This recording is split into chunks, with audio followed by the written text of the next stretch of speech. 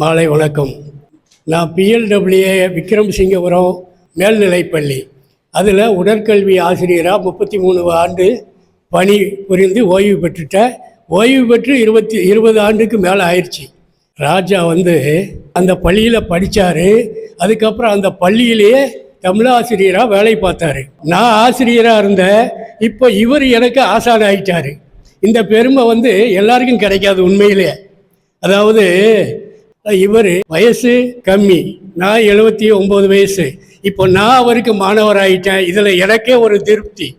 போன வாரம் அந்த பள்ளியில் ஒரு நிகழ்ச்சி நடந்துச்சு. அப்போ நம்ம ஆசான் வந்தார். பக்கத்தில் பேசிக்கிட்டு இருந்தோம். என்ன செய்துக்கிட்டு இருக்கீங்க அப்படின்னா, இவ்வளவு பிரமிப்பாக எனக்கு தோணலை. நானும் அதை இது வரைக்கும் இழந்துட்டேன். அதுக்கப்புறம் கேட்குறப்போ தான் 83 புத்தகங்கள் எழுதியிருக்கேன் ஆன்மீக சம்மந்தமாக பலது. அதில் வாங்கின 20 நிமிஷத்தில் நான் படித்து முடித்தேன். ஒரு புத்தகத்தை கீழே வைக்கலை. அவ்வளவு நுட்பமாக நல்லா எழுதியிருக்காங்க. எத்தனை வருஷம் படித்தாலும் எத்தனை புக்கு படித்தாலும் இவ்வளவு கருத்துக்களை நாம் உள்வாங்க முடியாது. இன்றைக்கி இந்த 2 மணி நேரத்தில் இவருடைய கருத்துக்கள் அவ்வளவையும் நம்ம கொடுத்துட்டாரு. உண்மையிலேயே நாம் எல்லாரும் சேர்ந்து இவருக்கு நன்றி பாராட்டி விடைபெறுகிறேன். வணக்கம்.